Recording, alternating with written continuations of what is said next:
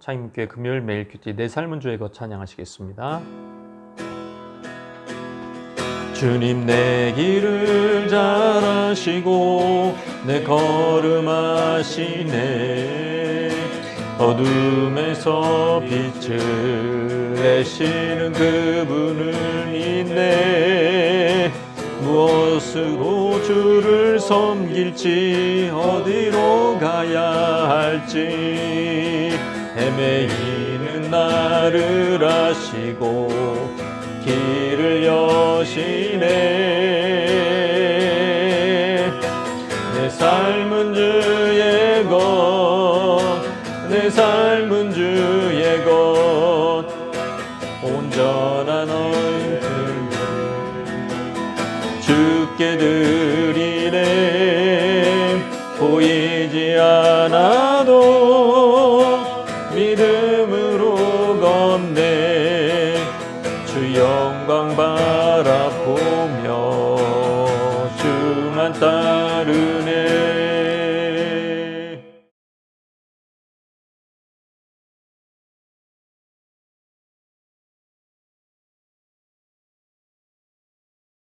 이삭이 그 땅에서 농사하여 그 해에 100배나 얻었고 여호와께서 복을 주심으로 그 사람이 창대하고 왕성하여 마침내 거부가 되어 양과 소가 떼를 이루고 종이 심이 많으므로 블레셋 사람이 그를 시기하여 그 아버지 아브라함 때에 그 아버지의 종들이 판 모든 우물을 막고 흙으로 메웠더라. 아비멜렉이 이삭에게 이르되 내가 우리보다 크게 강성한즉 우리를 떠나라. 이삭이 그곳을 떠나 그랄 골짜기에 장막을 치고 거기 거류하며 그 아버지 아브라함 때에 팠던 우물들을 다시 팠으니 이는 아브라함이 죽은 후에 블레셋 사람이 그 우물들을 메웠음이라. 이삭이 그 우물들의 이름을 그의 아버지가 부르던 이름으로 불렀더라. 이삭의 종들이 골짜기를 파서 샘 근원을 얻었더니 그랄 목자들이 이삭의 목자와 다투어 이르되 이 물은 우리의 것이라.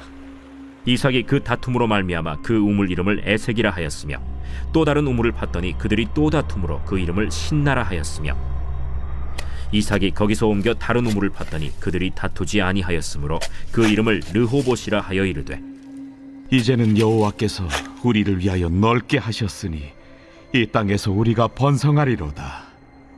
이삭이 거기서부터 브엘세바로 올라갔더니 그 밤에 여호와께서 그에게 나타나 이르시되 나는 내 아버지 아브라함의 하나님이니 두려워하지 말라. 내 종 아브라함을 위하여 내가 너와 함께 있어 내게 복을 주어 네 자손이 번성하게 하리라. 이삭이 그곳에 제단을 쌓고 여호와의 이름을 부르며 거기 장막을 쳤더니 이삭의 종들이 거기서도 우물을 팠더라. 아비멜렉이 그 친구 아훗삿과 군대 장관 비골과 더불어 그랄에서부터 이삭에게로 온지라. 이삭이 그들에게 이르되 너희가 나를 미워하여 나에게 너희를 떠나게 하였거늘 어찌하여 내게 왔느냐? 여호와께서 너와 함께 계심을 우리가 분명히 보았으므로 우리의 사이 곧 우리와 너 사이에 맹세하여 너와 계약을 맺으리라 말하였노라. 너는 우리를 해하지 말라. 이는 우리가 너를 범하지 아니하고 선한 일만 내게 행하여 내가 평안히 가게 하였음이니라. 이제 너는 여호와께 복을 받은 자니라. 이삭이 그들을 위하여 잔치를 베풀매 그들이 먹고 마시고 아침에 일찍이 일어나 서로 맹세한 후에 이삭이 그들을 보내매 그들이 평안히 갔더라. 그날에 이삭의 종들이 자기들이 판 우물에 대하여 이삭에게 와서 알리어 이르되 우리가 물을 얻었나이다. 그가 그 이름을 세바라 한지라. 그러므로 그 성읍 이름이 오늘까지 브엘세바더라. 이삭은 그랄에 머물면서 그랄 사람들이 두려워할 정도로 번성했습니다. 하나님께서 순종하는 자에게 어떻게 복을 주시는가? 특별히 이제 그 한 사례가 이삭이죠. 이삭이 어떻게 풍요로운 부자가 되었는가? 이삭이 12절에 보면 그 땅에서 농사하여 그 해에 100배나 얻었고 여호와께서 복을 주심으로 사람이 창대하고 왕성하여 마침내 거부가 되었다. 우리가 굉장히 좋아하는 말씀이죠. 크리스찬들이. 이삭은 그 땅에 거하며 크게 번성하고 마침내 이제 수확이 많아져서 거부가 되었습니다. 그 땅은 오랫동안 기근이 들었던 그랄 땅을 말하는 것이고 가나안 땅을 말하는 것인데 이삭은 기근이 든 땅에 곡식을 심어서 100배나 수익을 얻은 것이죠. 그 땅 이웃들은 기근이 계속될 줄 알고 씨를 뿌릴 엄두를 못 냈을 것이고 이삭은 믿음으로 씨를 심었고 기근은커녕 막 지금 막판에 막 그냥 늦은 비 이른 비 막 폭포수처럼 내려가지고 갑자기 막 결실이 엄청나게 많아진 거예요. 인플레가 극심할 때 이삭만 결실을 해가지고 이삭이 내놓은 상품값은 천정부지로 올랐을 것입니다. 그래서 100배의 수익을 가져주던 기적의 투자를 한 셈이다. 자, 이같이 하나님이 함께 하시는 은혜, 그것은 영적인 영역에만 강요하는 것이 아니라 영적인 영역이 먼저 돼야 돼요. 영적인 영역이 먼저입니다. 영적인 그 아브라함에게 주신 그 축복, 그래서 순종이 먼저 있었잖아요. 영적인 축복, 하나님과의 관계가 먼저고 그 다음에 물질 세계에도 그 하나님의 은혜가 나타나는 것을 우리가 굳이 거부할 필요는 없다. 그게 성경적이다. 그래서 영적인 축복을 받고 물질적인 축복이 내려오는 것이다. 그럴 만도 한 게 그 땅이라 그러지. 그 땅, 그죠? 그 땅은 어떤 땅? 이집트가 아니에요. 거기는 불순종했을 때는 망했을 것입니다. 여전히 가난했을 거예요. 이삭은. 기근이 급습한 이 땅에서 순종해서 씨를 뿌렸기 때문에 엄청난 곡식을 거둘 수 있었다는 것. 순종과 축복이 연결되어 있고 거기에 하나님의 개입이 있다. 그러나 이게 무조건 이렇게 해피엔딩이 아니에요. 갑자기 과정이 참 복잡합니다. 거기 거부가 되니까 갑자기 이렇게 거부가 되니까 블레셋의 시기를 받습니다. 이삭은 이제 블레셋 사람들과 갈등을 겪게 되는데 그 이제 우물을 중심으로 갈등을 겪게 됩니다. 14절에 보면 양과 소가 떼를 이룬다 그랬어요. 종이 심이 많습니다. 이게 갑자기 그렇게 된 거예요. 갑자기 이게 막 천천히 그렇게 된 게 아니고 1, 2년 만에 3, 4년 만에 엄청난 부자가 된 거죠. 블레셋 사람이 그를 시기합니다. 사촌이 땅을 사면 배가 아프다는 속담이 우리나라에 있어서 우리나라가 우리 민족에 원래 시기심이 많구나. 그게 아니고 인류 공통이에요. 시기심 많은 거는. 시기심에 눈먼 블레셋은 이삭이 좀 망했으면 좋겠고 그보다 더 중요한 건 떠났으면 좋겠어요. 그래서 했던 일이 뭐냐면 우물을 못 쓰게 만드는 이삭의 소유. 이삭의 그 많은 양과 소가 떼를 이루고 있는데 그 양떼들이 먹는 우물을 못 쓰게 만들었단 말이에요. 얼마나 못됐습니까? 물이 없으면 이삭이 짐승떼를 몰고 이사 가야 돼요. 물을 찾아서. 그러니까 이제 떠나게 하려고. 너라 하고는 같이 못 살겠다. 약 올라 죽겠다. 이러면서 아버지로부터 물려받은 이삭의 그 소유, 그 유산인데 그거를 흙으로 다 메워버렸어요. 자, 보십시오. 시기가 생긴다는 것은 눈으로 보이는 가시적인 축복을 받았다는 것입니다. 시기를 받지 않으려면 축복을 숨겨야 되겠죠? 그게 지혜겠죠? 그러나 지금 숨길 수 없는 상황이에요. 실제 현상으로 다 드러나게 돼 마련입니다. 그러면 시기를 받는 것이 당연하다. 그럴 때 내가 먼저 하나님으로부터 큰 기적과 축복을 받았기 때문에 시기를 받는다고 생각하면서 믿음으로 버텨야 되겠죠. 이제 그랄 땅의 블레셋 왕 아비멜렉은 이삭에게 직접 찾아와서 노골적으로 말합니다. 네가 우리보다 크게 강성한즉 우리를 떠나라. 약간 좀 과장법 아니겠습니까? 이게 이삭은 이제 거부가 되었어도 한 가족이고 이 사람은 지금 블레셋이라는 한 민족의 왕이잖아요. 근데 블레셋보다 이삭이 강하다는 것은 좀 이해가 안 되고 좀 이렇게 상상을 해보면 네가 지금 이렇게 강성해지는 속도를 보니까 이게 몇 년 또는 10년, 20년 안에 우리를 이겨먹겠구나. 너희 후손이 우리 후손보다 강하겠구나. 안 되겠다. 마치 애굽 사람들이 그 당시 출애굽 전에 이스라엘을 대했던 그런 태도로 지금 떠나라고 하는 겁니다.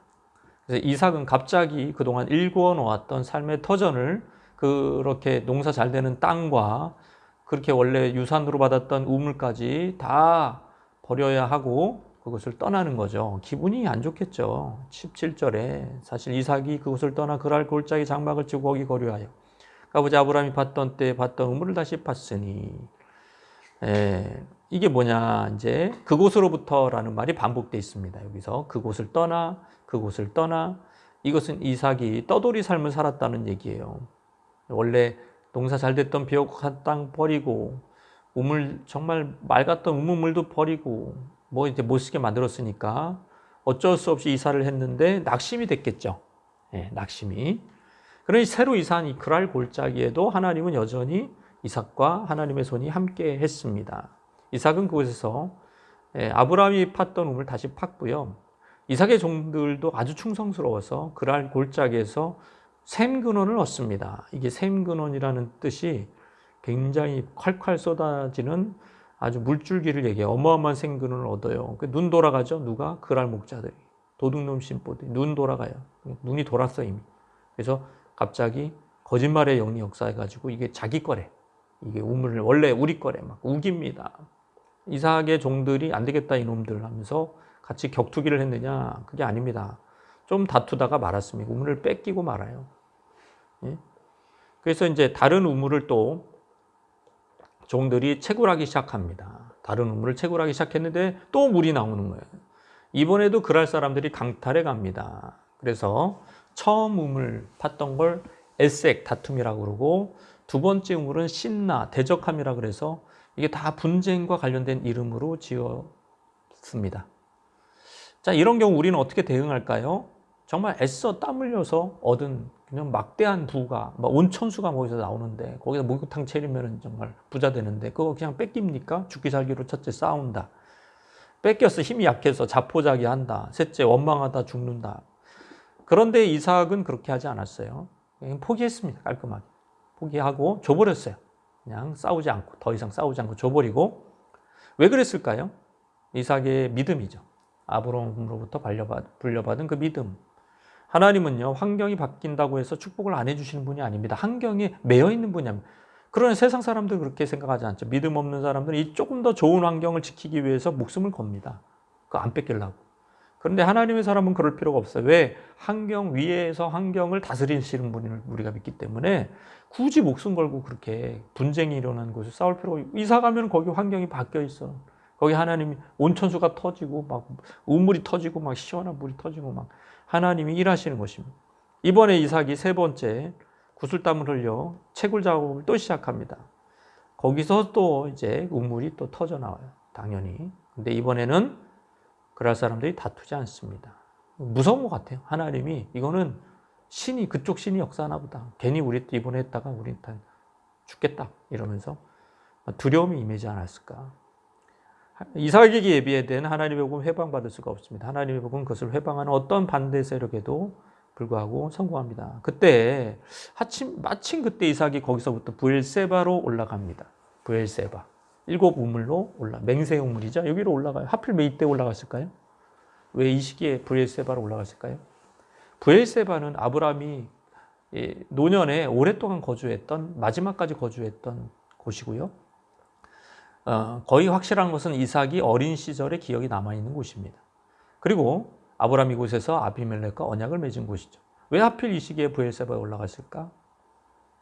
이삭은요, 여기서 어떤 신앙의 어떤 회복을 하고 싶은 거예요.